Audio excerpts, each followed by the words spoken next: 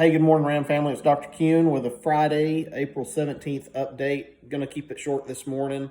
There's a lot, I think, about to happen, but not much has happened yet. But I'll give you a little bit of a preview of kind of what's on the horizon, maybe. First of all, the president came out yesterday with kind of some guidelines or a framework for reopening the nation's economy. And this is at governor's discretion, depending on their local circumstances, because different states are facing different things right now. But the main thing I wanted to point out related to schools is it's a three-phase framework, and reopening schools is in phase two.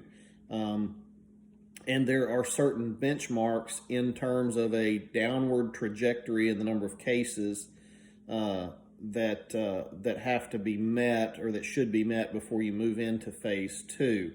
And looking at the way things are, especially in Tarrant County here close to us, I don't believe we're at that point with a downward trajectory. Now, that brings me to my next point, which is the governor of Texas is speaking today.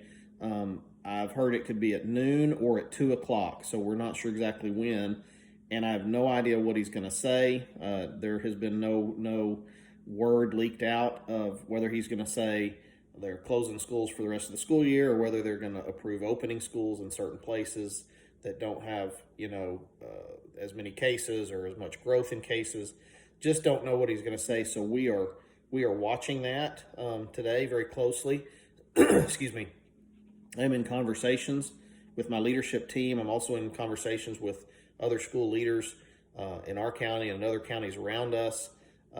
And we are all kind of in a position of we're ready to react and respond to whatever is in the governor's new executive order that's coming out today, and we will move quickly with decision making on our side.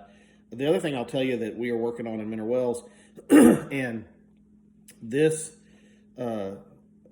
is going to apply whether we go back to school sometime in May or whether we don't go back to school until August. But my leadership team, I have a COVID-19 task force that includes all of my principals, all of my department directors, representatives of nurses, and just every kind of department aspect of our school district you can think of. But that task force is working together on a document that we're calling I forgot the name of it. Safe Schools Playbook, I think, is the name of it. And it is basically a guide for what school will look like when we return. Again, I'm not trying to tell you when we're returning, because I don't know at this moment in time.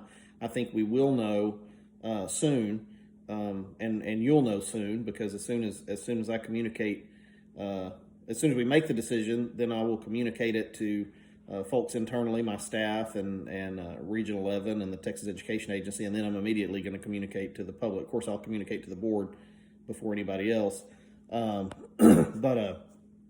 Anyway, that document I'm talking about will guide our decisions, and as we reopen, whenever that happens to be, we are very, very committed that we will keep things safe for students and staff. And so there's a lot of direction in that document about how to maintain clean conditions, hygiene.